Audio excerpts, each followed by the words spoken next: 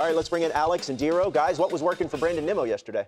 I want to get after it. 9 RBIs is nothing to share. That's a month. That was some of my months at the end of my career, too. If that could have been a year for some guys. And I know Alex has had to game plan against Brandon Nimmo, had to execute against him. That's the first thing I thought of when I knew you were coming on the show. I was like, all right, we got to give Brandon Nimmo some love, first off, because he's been struggling. If you dive into his numbers, Nays dove into his numbers a little bit, he's been struggling. His expected numbers are way better, been hitting the ball hard, not getting any love for it.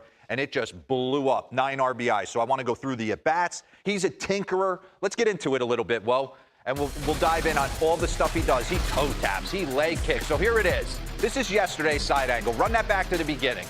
I love that he's in an athletic. And what did I say to you in the back there? I said, that's a 5-hole toe tap. That's not a leadoff man, like, let me stick trying to put the ball there and get on base. He's trying to drive the baseball from that point of view. Drive it and go bridge, but to go back to, the tinkering stuff. Go all the way. Keep going. You're trying different things over the course of the year, over the course of the offseason, because you're always kind of searching for that feeling. You find the feeling, you try to hold on to it as long as possible, then you might lose it, then you got to try to find it again. And that's really basically what he's been doing with his lower half. And I love that toe taps, leg kicks, whatever it takes to get rhythm and timing to get you to the point of contact on time. But he's stacked choked up a little bit. He's a little bit more upright, gives him a little more leverage. He's been trying to get the ball out in the air. Pause this. Hit the ball over the fence a little bit more, hitting in the middle of the lineup. I mean, these are all different. He constantly minor adjustments, tinkering of where he sets his feet in the box, where he stands in the box, how he holds his hands. Does he choke up? Does he not choke up? Leg kicks, toe taps. I just want to show you the constant adjustments Brandon Nimmo is trying to make. He's been asked to hit in a variety of different spots in the lineup. Sometimes think that's hard to kind of know what the team's asking you to do. So run this. You're going to see everything here. Toe tap. Look at that. Toe tap. Run that back.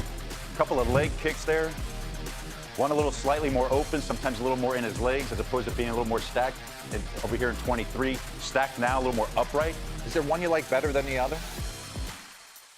I've always been I was always a toe tap guy. I felt like it engaged, it gave me the psychological advantage of engaging my backside. That right there, I'm ready to go. Now I just everything's coming from behind me. And I think the toe tap too for a lot of guys, which at times I wish I'd messed around with the toe tap. Yeah. Because I think for a lot of guys too, it's a timing thing. It's all of it. Like you said, it helps you, get ready to, like you felt like, okay, now I'm in my backside when I toe tap. And on the toe tap, the timing aspect of it, I think is huge as well. We're going to see, like when we get into the side angle too, and a couple different side angles, we were talking about his toe tap, where like he ends up and starts, but like the part where he gets in the middle of his swing, it all works in the same fashion. So he's going to start a little bit different because you're trying to find the feeling, but the bat path is coming through in the same spot. Run this. I mean, he's toe tapping in the middle. He's got a leg kick. He's wider here than he was April 1st versus April 28th. I mean, he threw a hover at me. Yeah. So Brandon's constantly searching for rhythm and timing. And for whatever reason yesterday, it all started to sync up. He's got the leg kick here. He's got the toe tap here. If we go slow, he starts it differently because he's trying to find a feeling, trying to find rhythm and timing. But right about pause there. I mean, he's in a good position either way. Not really getting his hands back. He's kind of just letting his hands do what they want to do here. Two different pitches, though. This pitch is a little bit low. This one's that high fastball that he hit for a bomb yesterday. So if we go a little bit, pause. I'm just kind of like looking at his lower half, a little bit more on the backside there, hitting against that front leg. Yeah. Not as much. This one, lower pitch, so he had to sink down in his legs a little bit to get to it. But what I'm talking about, what did you do at the plate to feel like you got to your backside? Because for me, it was a toe tap. You see so many kids. I always feel like we have to teach right here. So, okay, if I'm right here, you see so many kids, and I did this until I was 30 years old. I just stuck my nose in there, and I was off my backside, right? Here, off my backside. And what happens is, as you start to go up in levels, talent gets you only so far, and once the Jeff Samardzes of the world can start to hammer in, if you're diving like this, there's no way to cover it, so you start recoiling. So once I felt that, bang, now I know I'm hitting from my backside. Was there something?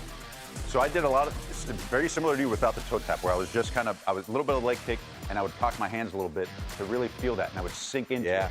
But kind of what you were talking about a little bit with Smith earlier is making sure that back knee doesn't drift beyond. Because that was my issue, where a lot of times my back knee would kind of come off, and then I would have to get off of it. Yeah.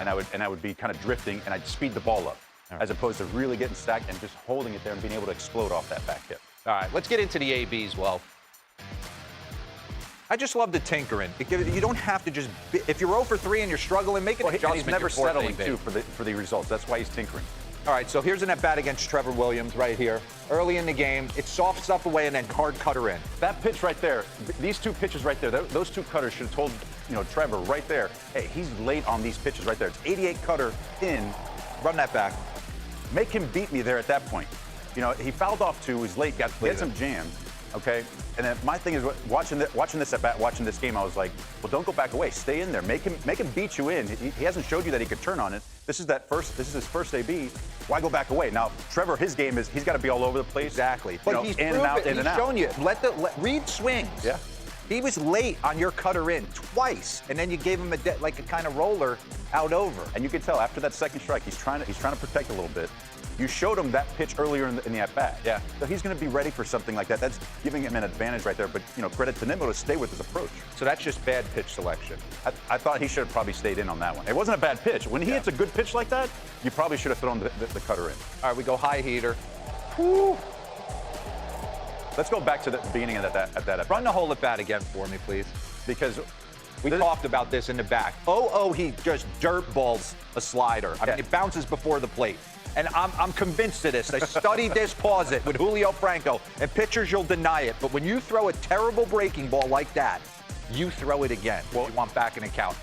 87% of the time, it's coming back. And pitchers shouldn't deny it. As a catcher, I'm calling it again, though, too. Yeah. Because as a hitter, what are you thinking? I'm advantage, 1-0. I'm sitting heater. You know what? If he throws me a breaking ball for a strike, I don't care. It doesn't matter. I still feel like I'm at the advantage here. So as a catcher, I know, like, hey, this guy needs to be able to get the breaking ball over for a strike. I'm calling it again.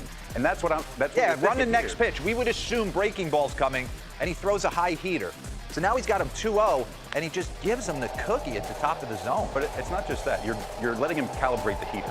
So that fastball right there, not a strike, but he gets his timing on the heater. So that 2-0, he was all over. And then first pitch heater, Brandon Nimmo, the book on him was always start him away, down and away is where you want to get him out. He always had good, slugging numbers, middle of the plate like most guys. He always handled that high fastball pretty good. So you wanted to start him away in order to be able to get that by him. So to start him off, credit him to be able to just jump on that first pitch heater right there. I mean, at that point in the game, you're up big. You're looking for cookies. Give me the 2 boards. I don't need his struggles. That beer, Well, too. I want to see the runners in scoring Edge. position. I want to give him the 2 positive boards on the back end. Take a look at this. Highest weighted runs created plus with runners in scoring position since 24. Aaron Judge, obviously, but Brandon Nimmo finds himself on this board. Clutch player. Cultured player. Didn't you bury him?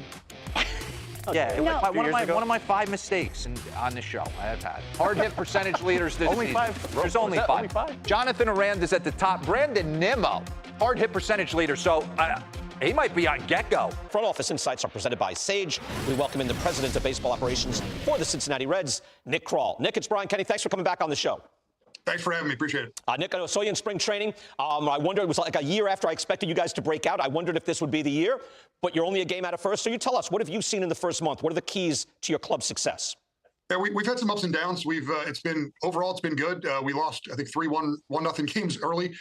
We've scored some runs lately. It's been good to have everybody back. It's been good to have Hayes and McClain come back a couple weeks ago, and I think just lengthen out your lineup. So, overall, I think we've played well. We just got to keep grinding. Your starting pitch, I mentioned, has been great. 4th best ERA in baseball. In that ballpark, quite an achievement. Hunter Green has gone to the top of the food chain. Nick Lodolo has been great. So Martinez pitched very well for you yesterday. What stood out to you? Yeah, I think, all those guys have really fed off each other. They've given quality innings. They've all done a really good job of just taking their start as, hey, look, we're going to go out and win this start. And then they've all been there for each other, which has been good. So it's been great to have Brady Singer come in as a nice addition to the group as well, to give quality innings, and Andrew Abbott coming back from injury. It's been really good to have the whole group together. Yeah, you could name so many names. So tell me, do you have like a pitching lab working, or is that your baseball operations pitching staff all working with these guys to maximize what's happening? Because you do have a lot of excellent performance across the board. I think it starts with our pitching coaches. I think our pitching coaches have done a really good job. Our pitching analysts have done a great job all the way through player development. You look what DJ's done with guys at the big leagues over his career as a pitching coach, and it starts there, and it goes all the way down to the minor leagues. Watching our coordinators work. I was in the minor leagues last week, and watching guys get the most out of different guys. It's been a lot of fun. Yeah, I know it's not an accident. Right? When you see so many guys doing well, it's not an accident. Nick, you've been there a long time in Cincinnati. You started as a scout in 2003. So I'm wondering, from your perspective, here's a new manager, Terry Francona, coming from the outside, tremendous resume, obviously. Give us something on what it's like having Terry Francona manage your club. He's a tremendous guy to be around. First off, he reminds me a lot of Dusty Baker when he was here about 10 years ago. He gets along. Nothing really startles him. He's very calm for the most part. He's there for baseball, and that's it. He wants to win. He has it's been about winning ever since day one of spring training, and it's been, hey, look, we want to win, and it's been the focus. Has been the primary focus of what we're trying to do. I remember you mentioned the 1-0. You lost a bunch of 1-0 games in a row, and someone asked, "What do you do, Terry? Do you yell at them?" And he said, "Would that help? Like, should I yell? I don't know. I don't know what that's going to do." All right, Elly De La Cruz, scorching spring training, not as hot in the regular season. We obviously know we were expecting him to take over baseball. Where is he in his development? He continues to develop. He's still a young guy. He's still making progress. I think last night he got on base again, which was 33 times in the last 18 games or so. I saw the stat last night, but it's a work in progress. He's going to be a work in progress. He's still a young guy, but the talent is one of the best I've ever seen. And but he works hard. He works his butt off every day. He's a good guy in the clubhouse. He's great to be around. And I think that's the work aspect of this is what's really propelling him forward. I know you got Matt McClain back, but overall, team defense, let's take a look. Last year, also defensive efficiency. Normally, I don't go to that anymore, but you were 14th, now you're number 1, so we'll throw it up there. Defensive run save, -30, now you're +4. Outs above average, range, the StatCast stat, -16, now you're +3. What's happening defensively to your club? Well, we looked at that at the offseason. We wanted to improve our defense. We were one of the worst defensive teams in baseball last year, and it was a goal of ours. We traded for Jose Trevino, who's been really good with our pitching staff, along with Austin Wynns behind the plate. Matt McClain coming back. I see the highlights of Jake Fraley making some plays in San Francisco. Matt McClain's been really good at second base. Austin Hayes has been very good out there. So, even guys like Noelvi Marte, guys like that, he came in to spring training and he was on a mission to be better. And he's really put the work in to continue to get better defensively as well as offensively. And it's really starting to show. It's funny you mentioned Trevino, but you made deals in the offseason for Trevino, Gavin Lux, Brady Singer. It's got to feel pretty good right now making those deals. You tell me, how did you target these players? Give me your overall philosophy, your MO. Well, to start with, we knew we needed to add a backup catcher. That was on the list we wanted somebody to pair with Tyler Stevenson, who had the chance to, he can take the lion's share of it. And you're seeing it right now. He's catching. He came in. He's been the starting catcher. He's handled the staff really well. He takes good at bats. He's a great guy in the clubhouse. He's like another coach out there. So that was one of our needs to start. Brady Singer was, we looked at it as we needed to get some pitching, and it was tough to give up Jonathan India because he's just a really good clubhouse guy, good guy to get on base. But we had Matt McClain. We obviously didn't have Matt last year, but we had him coming back from injury, and we knew we needed a starting pitcher. So it seemed to work out for both teams. And then, Gavin Lux was one where we looked at him, what he did in the second half of last season, and what he did, the changes he made to his game, especially offensively, coming off the ACL, and he's been really good. And it was a guy that we thought that we could add to this lineup as a left-hand hitter and just add quality to the lineup. There's so many things working well for you now, and I know the Cubs off to a great start, but you're chasing them. You're right behind them now in that division. Things are more exciting when you're a good club. Nick, always a pleasure speaking with you. Thank you so much, and congrats on the early success. We'll talk to you down the road. Thanks for having me. Appreciate it. All right, thank you. Nick Kroll there on the Cincinnati Reds.